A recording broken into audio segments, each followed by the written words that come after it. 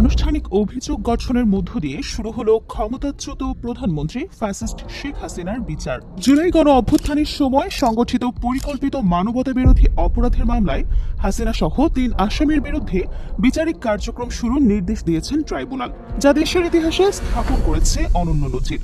সাবেক কোনো প্রধানমন্ত্রীকে বিচারের কাঠগড়ায় দাঁড় করানোর এই নজির বাংলাদেশের ইতিহাসে অন্যতম। বিশেষ এই ঘটনা দেশের চৌকাঠ ডিঙিয়ে গুরুত্বের সাথে প্রচারিত হয়েছে আন্তর্জাতিক গণমাধ্যমগুলোতে। নির্বাসিত বাংলাদেশের সাবেক প্রধানমন্ত্রী মানবতা বিরোধী অপরাধে অভিযুক্ত, এমন শিরোনামে একটি সংবাদ প্রকাশ করে তুর্কি বার্তা সংস্থা আনাদোলু এজেন্সি, যেখানে হাসিনা ও তার সাঙ্গপাঙ্গদের বিরুদ্ধে আনা অভিযোগগুলোর বিস্তারিত তুলে ধরা হয়। প্রতিবেদনটিতে ছাত্র আন্দোলনে নিহতের সংখ্যা, শেখ হাসিনার ভারত পলায়ন, এমনকি অন্তর্বর্তী সরকারের প্রত্যর্পণের আবেদনের বিষয়টিও উল্লেখ করা হয়।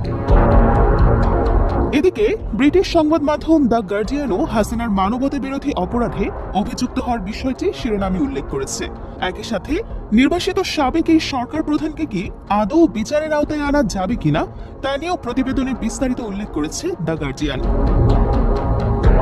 আরেক প্রভাবশালী মার্কিন সংবাদ মাধ্যম দ্য ওয়াশিংটন পোস্টে উঠে এসেছে শেখ হাসিনার বিরুদ্ধে অভিযোগ গঠনের বিষয়টি। বিস্তারিত এক প্রতিবেদনে বিষয়টির আদ্যোপান্ত তুলে ধরে গণমাধ্যমটি।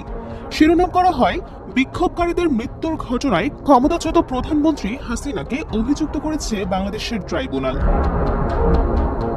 বরাবরের মতোই বাংলাদেশের ছাত্র আন্দোলন এবং হাসিনা পরবর্তী অবস্থা নিয়ে সরব ছিল কাতার ভিত্তিক আন্তর্জাতিক গণমাধ্যম আল জাজিরা। এবার পতিত সরকার প্রধানের বিরুদ্ধে বিচার শুরুর বিষয়টি নিয়েও সংবাদ প্রকাশ করে আল জাজিরা। এতে আনুষ্ঠানিক অভিযোগ গঠন থেকে শুরু করে হাসিনার পালানো এবং বিচারিক কার্যক্রমকে প্রত্যাখ্যানের বিষয়টিও উল্লেখ করা হয়েছে। আলোচিত আরেক মার্কিন বার্তা সংস্থা এপির প্রতিবেদনেও স্থান পেয়েছে বাংলাদেশের সাবেক প্রধানমন্ত্রীর বিচারিক প্রক্রিয়া শুরুর বিষয়টি।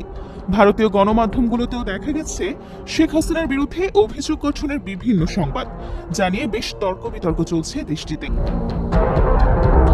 বিচারিক কার্যক্রমের পরবর্তী পদক্ষেপ হিসেবে আগামী 4 আগস্ট আসামিদের বিরুদ্ধে সাক্ষ্য গ্রহণের দিন ধার্য করেছে ট্রাইব্যুনাল। শেখ হাসিনা ছাড়াও অপর 2 আসামি হলেন সাবেক স্বরাষ্ট্রমন্ত্রী আসাদুজ্জামান খান কামাল এবং সাবেক পুলিশ মহাপরিদর্শক চৌধুরী আব্দুল্লাহ আল মামুন। তাদের বিরুদ্ধে মোট 5টি অভিযোগ আনা হয়। গেল 17 জন পতিত স্বৈরাচার শেখ হাসিনা ও তার দোসর সাবেক স্বরাষ্ট্রমন্ত্রী আসাদুজ্জামান খান কামালের আত্মসমর্পণের নির্দেশ দিয়ে নোটিশ জারি করে আন্তর্জাতিক অপরাধ ট্রাইব্যুনাল। 7 দিনের মধ্যে হাজির না হওয়ায় তাদের অনুপস্থিতিতেই শুরু হলো বিচার কাজ।